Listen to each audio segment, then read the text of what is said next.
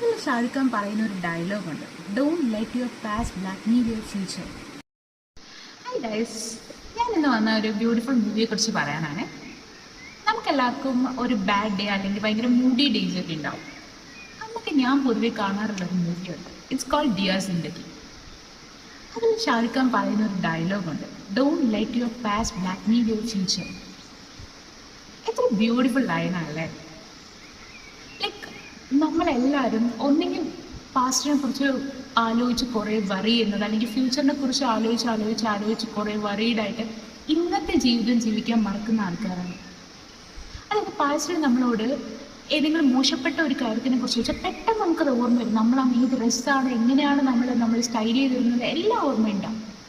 പക്ഷെ 2 ദിവസത്തിന് മുന്നേ നടന്ന ഒരു ബ്യൂട്ടിഫുൾ മെമ്മറിയോ ഒരു ബ്യൂട്ടിഫുൾ കാര്യത്തെ കുറിച്ച് ചോദിച്ചാൽ നമുക്ക് ഓർമ്മയുണ്ടാവില്ല. ചിലപ്പോൾ നമ്മളന്ന് ഏത് ഡ്രസ്സ് ഇട്ടതെന്ന് പോലും നമുക്ക് ഓർമ്മയുണ്ടാവും.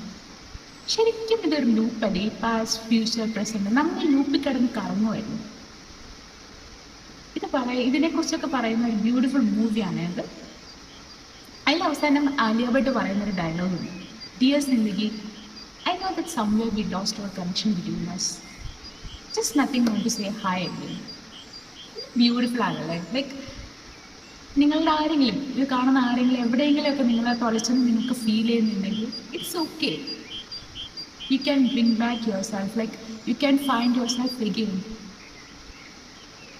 That's it. Bye, see you.